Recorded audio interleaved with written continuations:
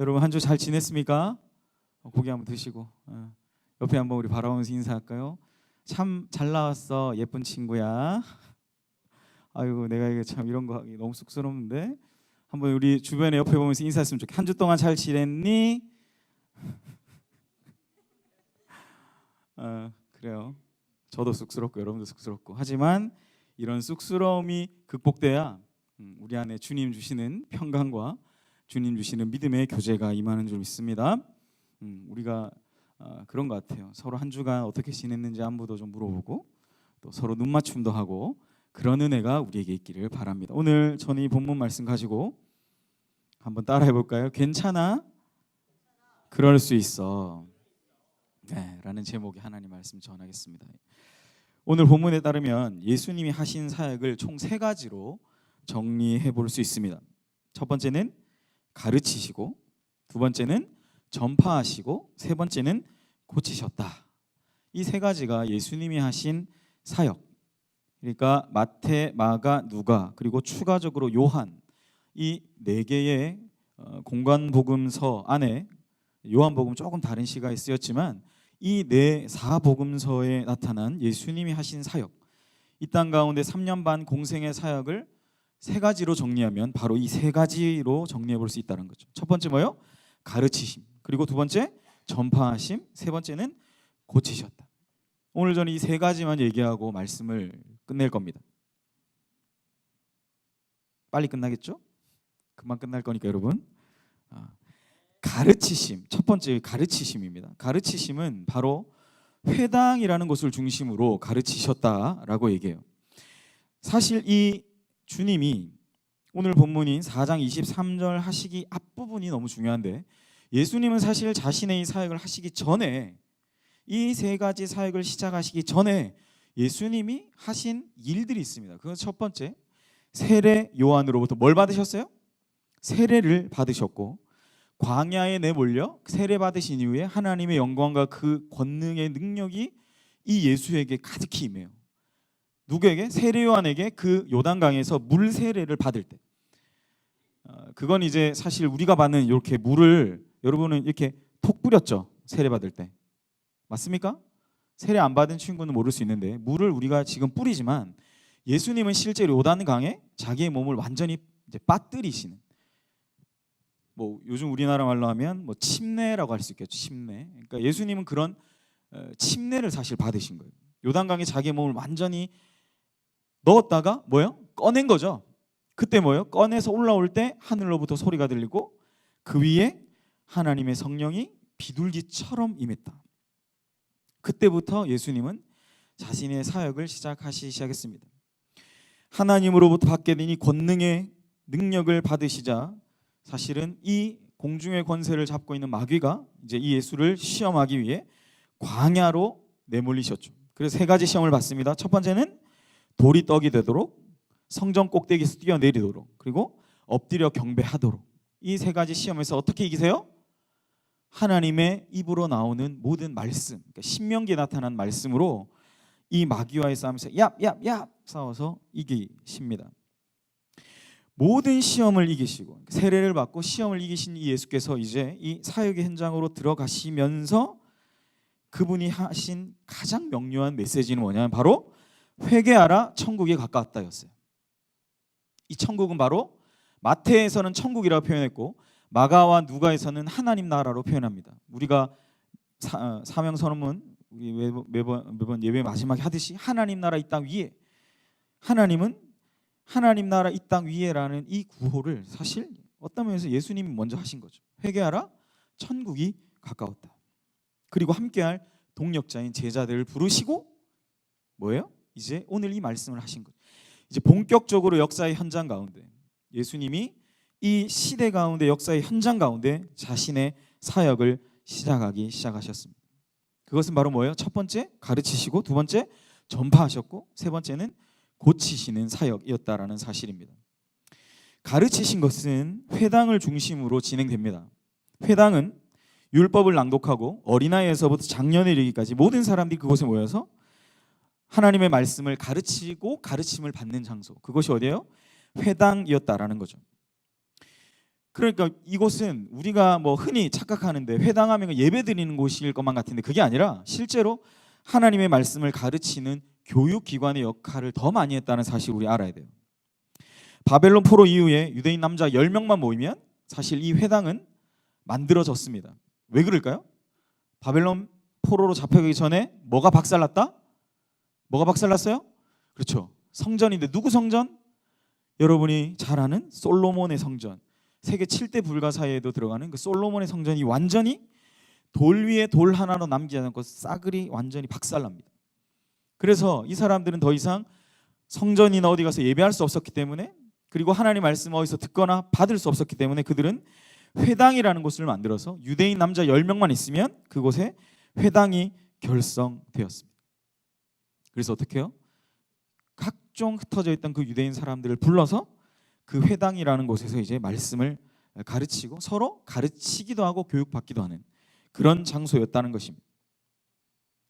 우린 여기서 한 가지 질문이 들어야 돼요. 예수님이 회당에 모여서 무엇을 가르치셨을까? 뭘 가르치셨을까요, 여러분? 성경대로 얘기하면 예수님은 구약에 나타난 법들을 가르치시고, 사실 누가복음에 이 표현이 나오는데 모세와 선지자의 글들이라는 표현이 있죠. 예수님은 이 회당에서 사람들을 만나 이 모세와 선지자의 글들과 기록된 그리고 구전된 하나님의 율법의 말씀을 예수님이 가지고 계시는, 그러니까 구약을 온전히 예수님이 준비하신 30년 동안 준비하신 이 말씀을 예수님은 새롭게 그들에게 가르치시기 시작했다라는 겁니다. 여러분 혹시 그 유대인 교육 중에 하브루타라는 교육을 혹시 아세요? 들어보신 분? 하브루타. 그러니까 이게 어찌 보면 회당에서 교육을 하는 게 발전된 지금 현대 교육에서 말하는 이제 하브루타, 유대인의 하브루타라는 교육인데, 이건 가르치는 사람이 어떤 면에서 없어요. 그런데 가르치는 사람이 또 있어요. 지금은 최종 형태 어떠냐면 1대1로 이 토라와 탈무드를 막 서로 얘기를 하면서 토론식의 교육을 해나가는 거죠. 1대1로. 1대1로 자기들이 알고 있는 모든 토라, 그러니까 모세의 율법과 그리고 그들에게 주어진 이 탈무드라는 경전을 가지고 그들이 자기가 아는 한도 내에서 뭐예요? 토론하는 방식으로 이 나눔을 하는 거예요. 서로를 교육하는 거죠. 근데 이게 얼마나 강한지, 강력한 힘을 가지는지 우리가 잘 아는 대로 유대인의 이 교육을 받은 많은 사람들이 어때요? 뭐 노벨 물리학상에 노벨상을 뭐 20% 이상 유대인들이 가져갈 정도로. 근데 그 교육이 어디서 나왔냐? 바로 이 회당 교육에서 나왔다는 사실이에요.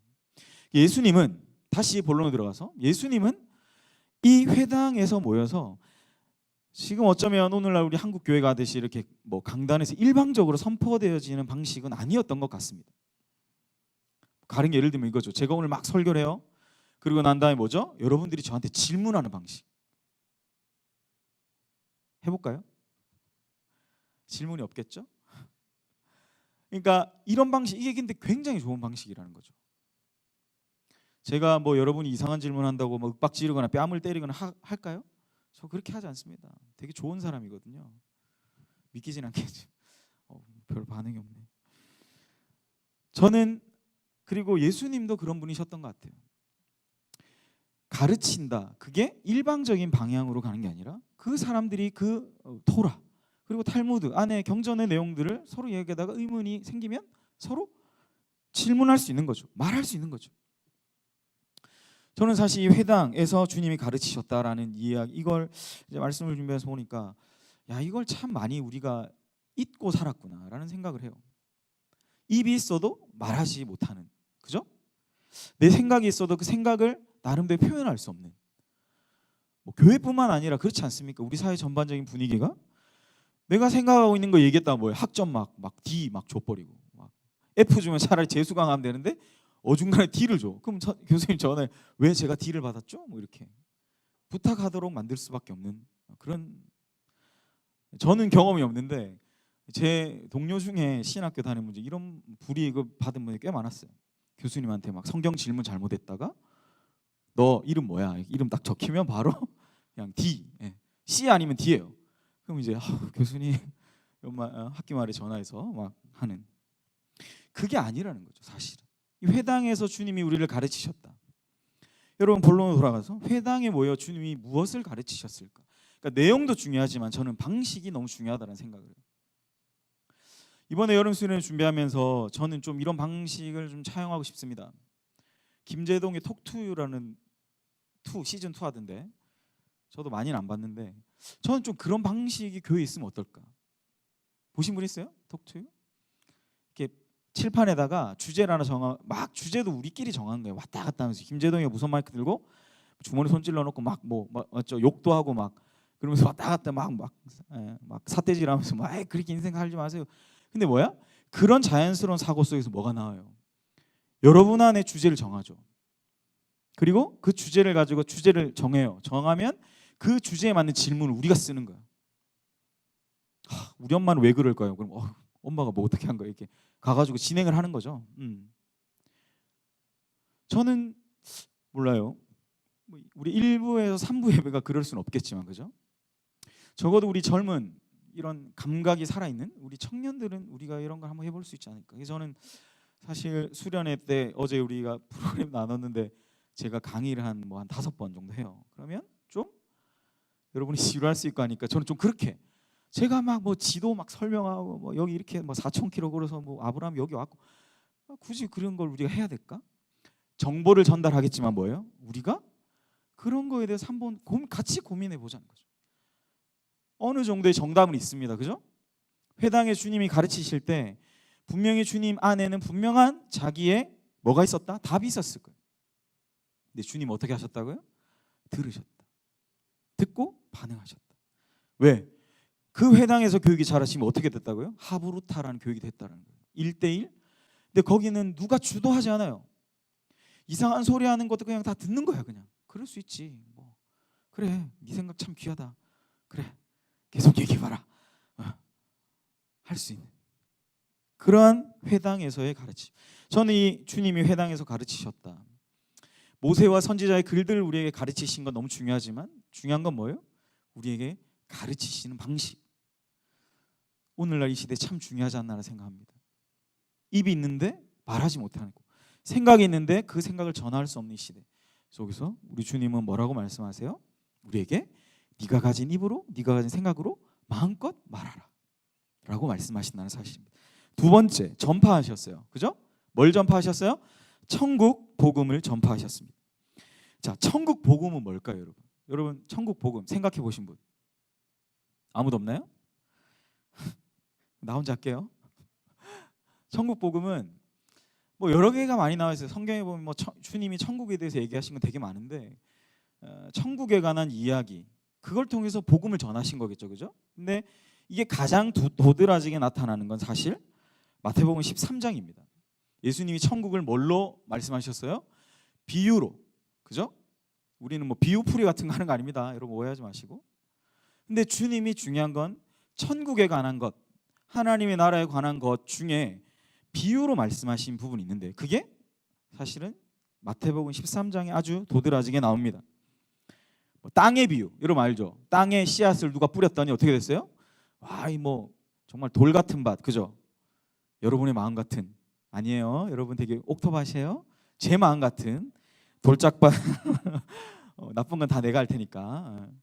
여러분 뭐예요? 뿌리는 사람이 예전엔 그랬대요. 그러니까 씨를 이렇게 담아서 갖고 가면 누가 푹 찌르잖아요. 그럼 그 씨가 자루에서 막 쏟아져 나올 거 아니에요, 그죠? 그럼 그렇게 해서 밭을 다니면서 땅에 뿌려졌다라는 거. 이때는 농사 방법이. 그러니까 뭐예요? 씨가 뿌리는 사람이 있어서 아무 때나 뿌려지는데 그게 어디예요? 어떤 거는 돌짝밭에 가기도 하고 어떤 거는 그냥 돌 사이에 그냥 껴 있기도 하고 어떤 거는 정말 이렇게 가시가 많고 이런 밭에 떨어지기도 한 것을 주님이 뭐예요? 천국이 마치 이와 같다 라고 비유로 말씀하시죠. 땅의 비유.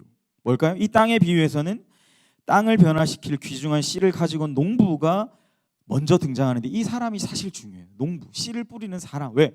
씨를 뿌리는 사람이 없으면 씨가 뿌려질까요? 안 뿌려질까요? 뿌려질 수가 없어요. 근데 우리는 뭐에만 집착해요? 30배, 60배, 100배 결실을 맺는 것에만 초점이 맞춰 있다는 거죠. 근데 중요한 건 뭐다? 씨가 뿌려지는 것. 그러니까 그 뿌리는 자가 너무 중요하다는 사실이죠. 그리고 이 씨는 바로 땅에 심겨져서 열매 맺는, 그러니까 이 씨와 땅의 결합을 통해서 뭐예요? 자라는 것. 이 곡식이 자라나가는 것을 주님은 천국에 비유하신 겁니다.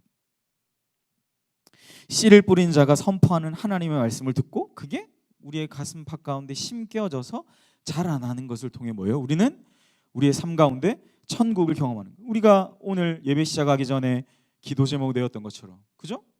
우리가 말씀을 듣고 우리의 삶을 예배자의 삶으로, 예배적 삶으로 살게 해달라라는 것은 사실 이 땅의 비유가 우리에게 지지하는 내용이다라고 할 수 있습니다. 두 번째는 곡식과 가라지의 비유예요. 이건 하나님 나라일 것으로 기대되는 이 세상, 그죠? 그리고 어쩌면 이 교회 공동체 안에도 뭐예요? 여전히 우리는 그토록 끊어내버리고 싶은데 뭐예요? 악이라는 것이 공존하는 것, 여전히 잔존해서 남아있는 것. 마치 화장실 갔다가 잘 닦고 나오지 못한 그 찝찝한 그런 좀 배설물과 같은 그런 존재가 남아있는 것. 이 악의 존재가 남아있는 것을 사실 이 곡식과 가라지의 비유는 여러 가지 것으로 이제 막 사람들이 등장하잖아요. 뭐 사실 이거를 이제 우리 그 신천지 분들이 이 곡식과 가라지의 비유를 통해서 가라지가 이제 지금 우리 교회다. 이 땅에 있는 교회가 가라지야. 이게 뭐예요? 나중에 추수꾼 들어왔죠. 추수꾼이 여기서 나오거든요. 추수꾼이 와가지고 천사들인데 추수꾼이 와서 이제 곡식이 원래 곡식이 더 높이 자라고 가라지가 밑에 있어서 위에 있는 곡식을 다 걷어내면 가라지만 남는 거예요. 그럼 그걸 싹 모아서 뽑아다가 뭐예요? 불에 던진, 어디요? 지옥에 던지는데 그 가라지가 누구? 그분들이 이제 우리라고 얘기하는 거죠. 말도 안 되는 비유예요. 사실 그렇게 이제 풀이하면 안 돼요. 중요한 건 여러분, 이 곡식과 가라지의 비유는 여전히 이 세상과 또 우리가 거하는 모든 곳에 악이라는 것이 공존하고 잔존하고 있는 것에 대한 비유입니다. 그런데도 뭐예요? 하나님은 이 좋은 씨에서 열매 맺은 이 곡식들을 걷어다가 뭐예요? 내 곳간에 들이신다라는 게 결론입니다. 곡식과 가라지의 비유의 가장 최종적인 결론은 바로 이거예요. 내가 결국 내 알곡들을 걷어다가 뭐예요? 최종적으로 도래할 내 나라에 저장하겠다. 이게 결론이라는 사실이죠. 자, 뭐 그 다음에 겨자씨 비유도 있고 누룩 비유도 있어요. 겨자씨 비유는 작은 겨자씨가 심겨졌는데 그게 뭐예요? 큰 나중에 나무가 돼서, 나무가 되니까 뭐가 날아든다? 새가 날아들어 그 나무에 거한다. 뭐예요? 천국이 이 나무와 같다. 처음엔 아주 작은 씨와 같았는데 이게 나중에 자라니까 큰 나무가 돼서 많은 새들이 날아와 거기에 거하는, 이게 천국 비유예요. 천국이 뭐예요? 바로 이런 곳이다. 뭐 누룩 비유도 있고 그 뒤에는 보화, 진주, 뭐 그물 비유, 이런 총 8가지의 천국에 관해서 예수님이 비유로 말씀하신 내용들이 있죠. 주님은 어쩌면 이 모든 것을 통칭해서 천국 복음을 전파하셨죠. 뭐예요? 하나님 나라가 어떠한, 그리고 그 하나님 나라에 들어가 있어 우리에게 무엇이 요구되는지, 또 이 하나님 나라가 얼마나 중요한지 이미 뭐예요? 우리 삶 가운데 이 하나님 나라는 끊임없이 침투해 오고 있다는 사실, 그것을 주님은 전파하신 겁니다. 예수님이 오신 이후로 하나님 나라와 세상의 나라는 끊임없이 서로의 어떤 주도권 싸움을 하면서 이렇게 왔다 갔다, 밀려났다가 들어갔다가 밀려났다 들어갔다 하는 그러한 하나님 나라, 우리의 삶에 끊임없이 밀고 들어오는 하나님 나라에 관한 이야기를 주님이 하셨다라는 사실이죠. 자, 여러분, 결국은 천국 복음이 뭡니까? 그래서 뭘까요? 이런 모든 비유를 통해서 주님이 우리에게 천국 복음이 뭐라고 말씀하시는 거예요? 예수를 알지 못했던 자들, 그리고 그들에게 이 비유를 말씀하시는 예수님이 어떤 분이신지를 예수님은 자기를 표현하고 자기를 알리시는 것이 바로 이 천국 복음의 역할이었던 거예요. 좋은 씨를 가지고 있는 자들이고 여전히 세상에 악이 가득한 가운데서도 많은 사람들이 이 악의 평범성을 이야기하고 뭐 다 악이잖아. 그리고 적당히 죄 짓다가 뭐 회개하면 되지. 이렇게 악의 평범성을 주장하는 그런 생각들이 우리가 동의하는 것이 아니라, 그죠? 이 악의 편만한 가운데서 여전히 하나님의 편에 설 사람, 선의 편에 설 사람들을 주님은 찾고 계시다. 그게 바로 저는 이 전파하신, 그러니까 뭐예요 여러분? 많은 사람들이 이 안에 들어와야 되지 않을까요? 천국 복음으로. 이게 결국 숫자의 싸움이 만약에 된다면 많은 사람들이 이 천국 복음을 듣고 많은 자들이 주님께로 나와야 되지 않을까요? 그러니까 주님은 이렇게 천국 복음을 전파하시기를 끝까지 애를 쓰셨던 거예요. 그래서 우리가 마태복음, 마가복음, 누가복음, 심지어 요한복음에 이르기까지 주님이 계속 이 하나님 나라와 그것의 어떠함에 대한 이야기를 참으로 많이 하고 계시다라는 사실이죠. 이전의 모든 것, 우리가 예수를 만나기 이전에 경험했던 모든 것을 다 싹 지워버리는 것이 아니라 오히려 그것을 사용하셔서 우리를 더 풍성케 그 주님의 나라로 이끌어 가시는 분이 바로 예수님이심을 우리는 분명히 기억해야 돼요. 두 번째 뭐예요? 천국 복음. 그것을 전파하시기 위해서 주님은 이 땅 가운데 오셨습니다. 자, 마지막으로 주님은 모든 병과 약한 것을 고치셨다. 그러니까 고치셨다라는 사실이죠. 24절은 이렇게 기록하죠. 그래서 그의 소문이 온 수리아에 퍼진지라 사람들이 모든 앓는 자, 곧 각색병에 걸려서 고통당하는 자, 귀신 들린 자, 간질하는 자, 중풍병자들을 데리고 오니 주님이 어떻게 하셨어요? 그들을 고치셨다. 사실은 이게 제일 중요해요. 왜? 예수님이 가르치시고 전파하신 건 사실 세례 요한, 그러니까 예수님 6개월 전에 사역했던 세례 요한도 똑같이 그 일을 했어요, 여러분. 세례 요한도 가르쳤고 전파했어요. 회개하라, 천국이 가까웠다. 이 말 사실은 요한이 먼저 했습니다. 그죠? 다 똑같이 했습니다. 그런데 요한과 예수님의 결정적인 차이는 이거예요. 세 번째, 고치신 사역.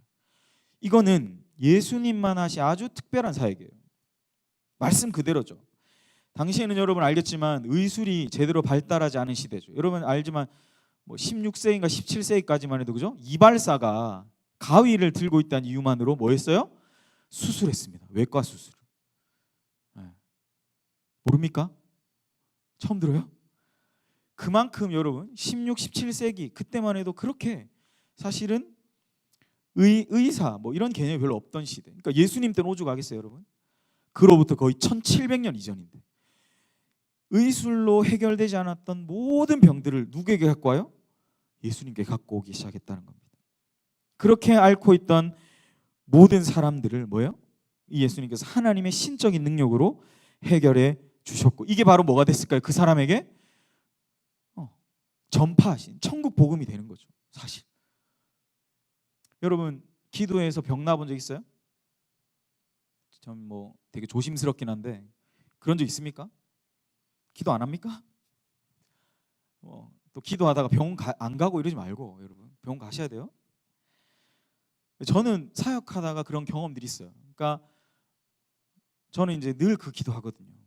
저번에도 제가 얘기했지만 여러분이 수능 다시 보면 뭐 하고 싶냐 했을 때 저는 좀 그런 게 있어요. 마음이 뭐가 있냐면 정말 하나님이 예수님이 하셨던, 사실 요한복음 제가 수요일 예배 일부 예배 때 설교할 본문이 그거거든요. 주님이 보혜사 성령이 너에게 오시면 너희는 나보다 더 큰 일 한다 이렇게 얘기하셨어요. 왜?